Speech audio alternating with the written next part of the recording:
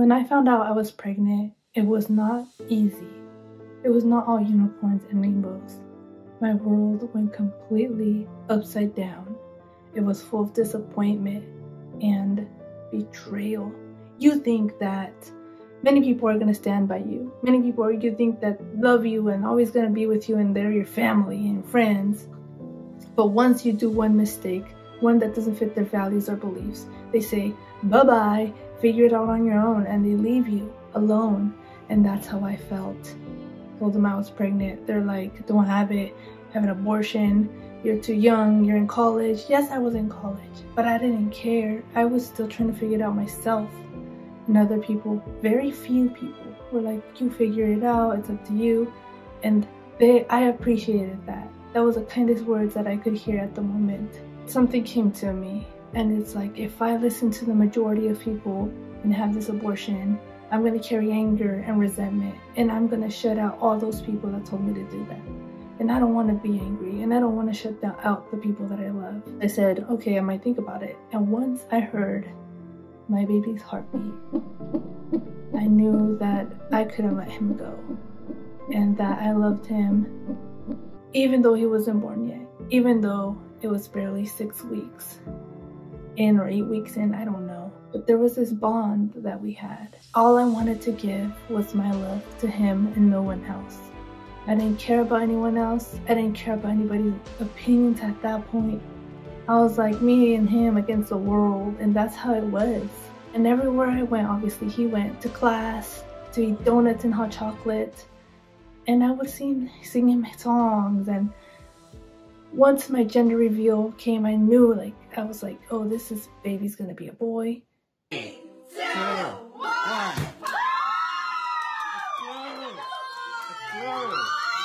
It was the happiest day of my life because my friends and everyone that supported me were there. Came a point where I had to leave the Bay Area and go back to live with my parents for a little bit. I moved. I didn't have no OBGYN. I had to leave my OBGYN behind, and she's like, oh, I could have referred you if you lived closer. And everything was going well, and the ultrasounds were going well. But then I always had my concerns, and I would bring them up, and I'd say, well, why is my stomach so small? Or why is he measuring at 10 percentile? Isn't he too small? And all the doctors would say, it's like, oh, well, you're skinny, the baby probably is small, it's okay, you're lean, it's fine. I'm like, oh, are you sure? I was like, oh, maybe, I don't know, because, you know, I'm a first-time mom, I don't know anything, and the doctors got this figured out. At some point later on, I started to feel these pains that were so bad. Everything hurt, my body hurt, and like they would bend me to my knees, and it hurt so bad. I went to the hospital, and they're like, oh, well, we don't know why this is happening, but we just gave you this and that, and you can go home, and it's fine. I said, are you sure? And they're like, yep, it's fine, it looks fine. And when it felt a little bit better, because one of the nurses was like, oh, you have a very active baby with a strong heartbeat. He's okay, you're okay. It was just a scare. I went to an appointment, and who would have thought that that appointment would be the last time that I would hear my baby's heartbeat, and that things would go wrong, because I was 8 months pregnant, almost towards the end, and he was almost born in 30 days. A day before, he was moving a lot, and he was very active. And then he started to move slower, and then I didn't think anything of it. My appointment's tomorrow. I'm happy. Every appointment is a joy to me because I get to see my baby grow and progress. And the ultrasound tech is like, well, she's head first, ready to be born. And then she starts to get a little agitated, and I could tell. And she's like, I'll be back. I gotta call a doctor. And the doctor comes, and she's like, well, there's no heartbeat. And I think that day my heart broke into a million pieces, and I was like, what do we do? What can we do? And she's like, there's nothing you can do. And I cried, and she cried, and my boyfriend cried, and it was just so emotional. And I feel like a part of my soul left that day, because like everything was in slow motion, everything was so surreal, so felt like a dream. And as I was going out, she's like, okay, well, you want me to walk you to the hospital? And I said, yeah. As we were walking out, when I got to the hospital, the labor and delivery nurses were all waiting for me. They all gave me hugs and they all said sorry. And the receptionist obviously probably had no clue. She was like, oh, what's your name? And trying to check me in. And once I was checked in, I got Pitocin. And then during the night is when I started getting my contractions, and I felt like I deserved the pain, the contractions. Why? Because I fought for my baby so hard in the beginning, and I went against everyone's word, and I was like, what was the point of fighting for him? What was the point of having an abortion if my body couldn't even sustain this pregnancy till the end?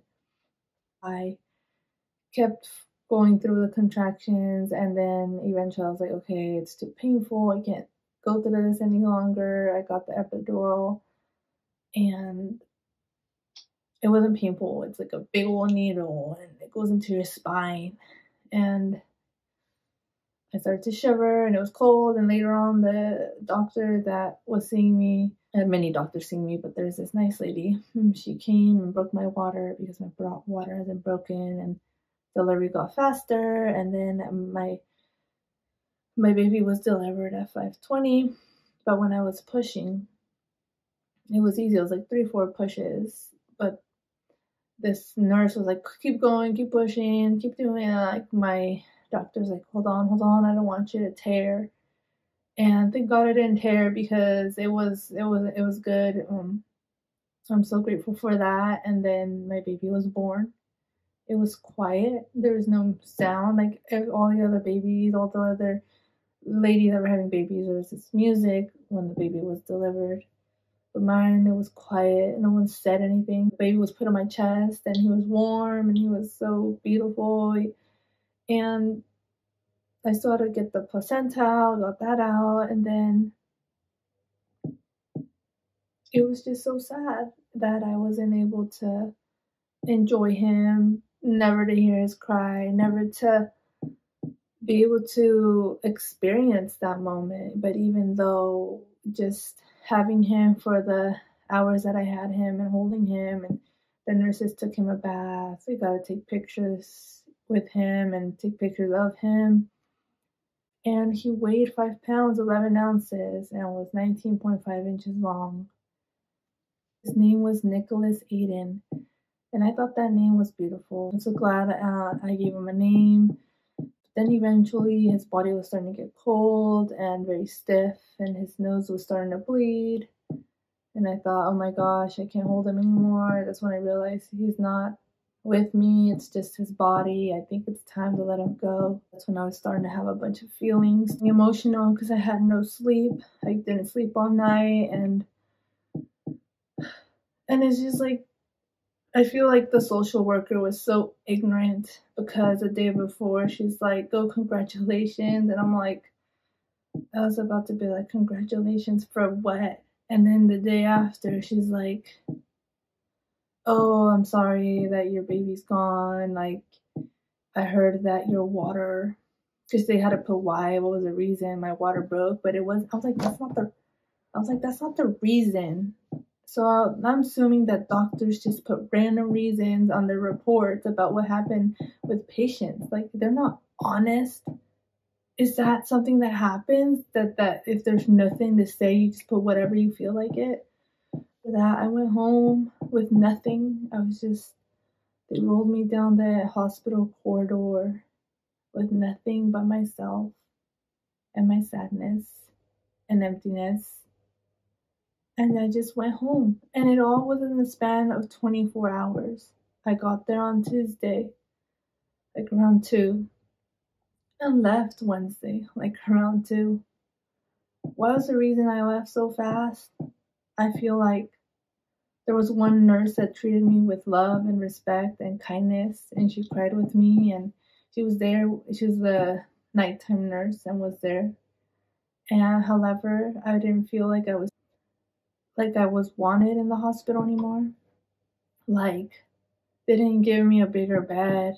It was just like those small delivery beds where you give birth. They didn't move me to the other room where they take you to so the baby can fit in your bed. And I thought that was the worst. And I just wanted to go home. What was the point of staying there?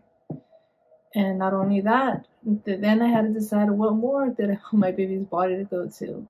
It was all hitting me at different times. And then people were calling me at that day when I was still in denial, still trying to understand and process what happened. And all they were saying is, I'm sorry, and then some people would be like, oh, well, you can have another one. I don't want another one. That's like something you can never tell someone, oh, you can have another one. It's not the same. Or God has a bigger plan. When you're in grief, who the hell cares what plan God has? Who the hell cares that right in that moment you're angry? You just want someone to be with you. You don't have to say anything. And people feel like they're forced to say anything. All you can say is, I'm here with you. Whatever you need, I'll do. You don't have to say sorry. You don't have to say any of that stuff. It's to be with someone. And when I got home, I did sleep because I was so exhausted. But every morning I'd wake up, turn on the shower, and just cry and cry and cry so no one could hear me. And just go back to bed and cry some more. And then every song I heard. And then when I would go out and see kids, I was so mad. Mad that people had kids. Mad that people were still pregnant with kids. And I always thought, well, that's not fair. And life isn't fair. And like angry at people. Why they were living their lives while I was not. While mine was in pause. And no one... You think you have everyone, that everyone has your back, that everyone's going to be with you when you're going through your hardest moments. But that's not true. Like, I understand people have a life, people have things to do, but when it comes to it, people are going to go. People are not going to want to, don't know what to say, don't know what to do. And they're just going to be living their lives while you're in despair and you're sad and you're angry, and you know who is loyal. You know what the people that are actually your family, the people that are your friends, the people that stick with you, because those moments were the worst moments of my life. Worse than bullying, worse than anything I've ever experienced. The worst part was that my body was producing milk, and I'm all like, who am I going to give this milk to? Why is this happening? My body is changing, and I'm freaking bleeding my guts out, and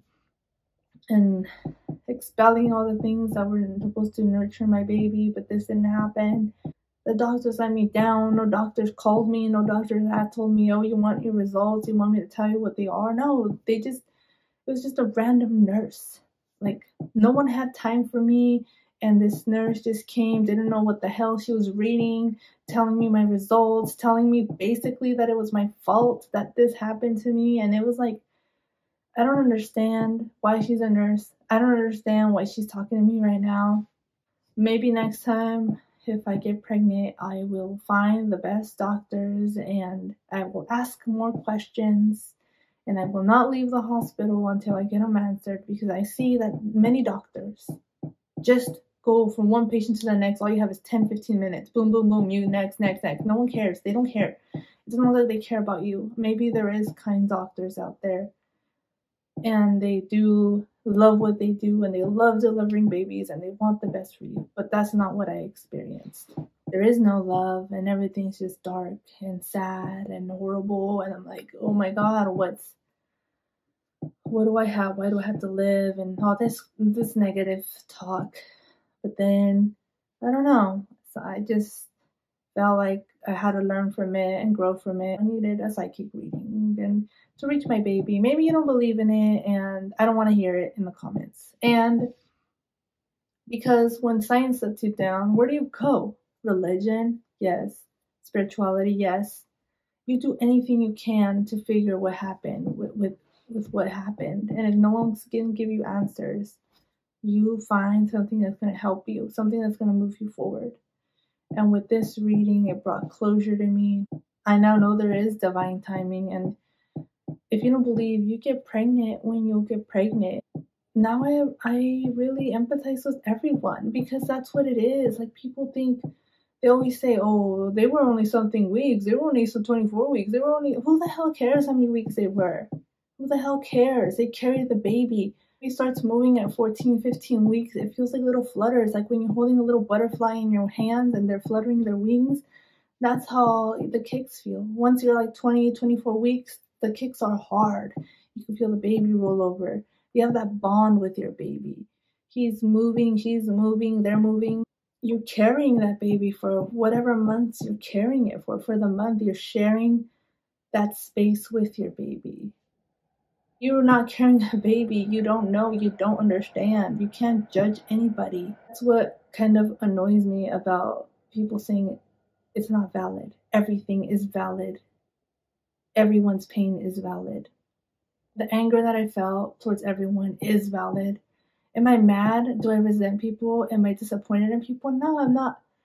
Forgiveness is something that I also learned about it. Yeah, I was angry. I'm so glad I made my choices. That's what I'm happy about. I made my own choice to keep my baby. I made my own choice.